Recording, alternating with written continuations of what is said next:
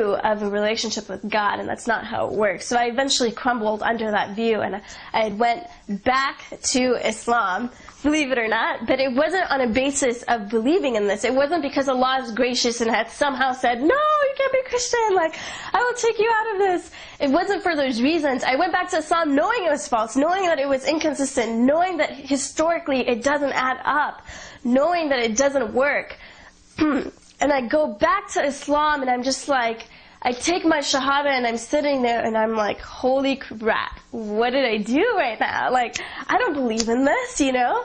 And so I go, and the more I'm in the Ummah, the more I'm trying to force myself to be a Muslim, the more I'm trying to just completely change my mindset and forget everything about Christianity, because I wanted these things that Christianity couldn't offer me, these petty things like a Muslim wedding.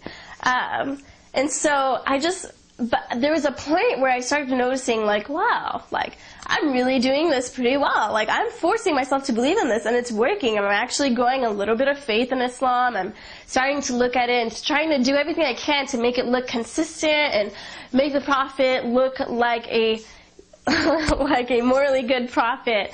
Muhammad, I don't even know. I don't even want to go there. Muhammad wasn't a horrible guy, but he definitely wasn't the best moral example, as Muslims would say.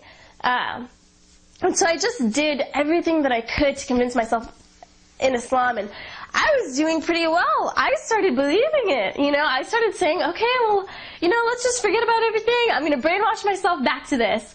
And so I actually started a blog during that time, and it was for my own comfort. I was so torn inside.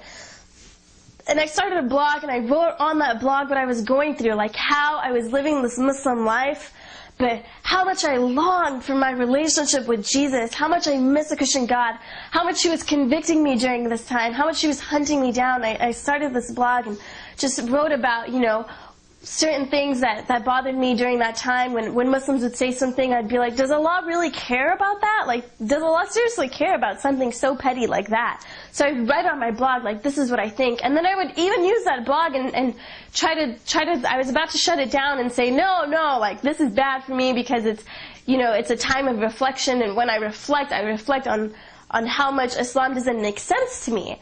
But David Wood had actually found that blog. And David Wood, you guys all know him from AnsweringMuslims.com, Acts17.net. Check it out. So David Wood found that blog, and he started commenting on that blog. And I was like, no way! David Wood just commented on my blog. Like, I watched this guy's debates for hours and used to take notes on his debates with Muslims. Like, dang it, like, I know that he's going to tell me stuff I don't want to know. And then I was speaking to Nabil Qureshi, his partner in the ministry. I was speaking to him through email. And he was very patient with me. He didn't lash out and get angry at me for going back to Islam, or get angry at me for deserting the God of the universe. But he's very patient and understood what I was going through and understood why I was feeling the way that I was feeling. And he shared a little bit about his own experience with me, and it really encouraged me. And so I was speaking to David through the blog a little bit, and he was just, you know, going into things that I didn't want to know. Like, he was definitely putting truth in my face.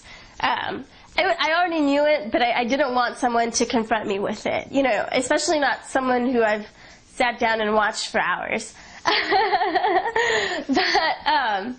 And then, so I was just going about my days. I mean, at this point, I even started wearing the hijab to school. I did everything I could. Like, I did everything I could to just be Muslim again. I had gained all these wonderful new friends. And so David Wood told me to watch a show that him and Sam Shamoon were going to be on called Jesus or Muhammad. And so I'm like, okay, that's really cool. Like, I could use that show right now, Jesus or Muhammad. And so I skip out on my belief in Allah class, and I sit down at my computer, and I'm watching Jesus or Muhammad on abnsat.com. And so I'm like, wow, like, I already know these things, but David and Sam were just putting it in my face and putting it in all the viewers' faces. And I was just like, okay, I don't want to listen to this anymore. I know the truth about Islam. You know, I know the truth of who Jesus was. I can't handle this. I can't handle this. So I sat back and I was like, why can't I handle this? Because I'm acknowledging and I'm supporting something that is so wretchedly false. And it was then that I was like, I can't do this. Like, I can't support something that I know is false and that is the cause of violence in the world and other atrocities. I couldn't do it. And so there was a couple of weeks passed by, and I was at the park, and I had my Bible, and I was reading 1 Peter. And I had seen another couple of episodes of Jesus or Muhammad. So I was reading 1 Peter, and it was all about being born again to a living hope, and our faith being tested to see the true genuineness of it. And I'd just been so convicted of the wrong that I've been doing. And I've had like a couple of dreams, that Jesus didn't come down in my dreams, but they were just dreams of, showing me that I did miss the God of the Bible. I don't want to get into it because I don't want to say that those dreams like somehow brought me back to the foot of the cross, because they didn't. I never really had a huge dream experience of God saying, Nagin, believe in me now. And I used to get angry when other people did, because I was like, I didn't have a dream, And so I don't want to get too into those dreams. But they definitely, when I woke up, I was definitely reminded of the truth of the gospel and the truth of who God is. And so I was sitting there at the park reading 1 Peter, and I was like, I can't do this anymore. Like, I can't do this. Like, I love Islam. Like, I love it on a superficial level, if that makes sense. But I can't believe in it. Like, I miss you, God. Like, I miss being in a relationship with the God who is alive, who is active. And so by that point, that night, I had reclaimed, it sounds hilarious when I say it, but I had reclaimed my dedication to the God, to the true God, the God of Israel, the God of the Bible. And my heart just, it hurts, and my heart is broken over what I've done.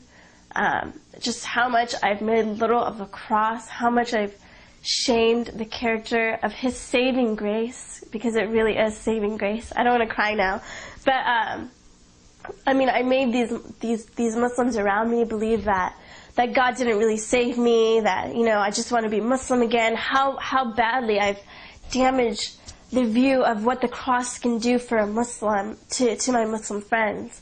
And it breaks my heart. But the only way to make that right is to, from here on out, proclaim God through my actions each and every day, and each and every day follow Him and follow His footsteps, and tell the Muslim world that I do believe in Jesus Christ as Lord and Savior. And that is the only way to make it right.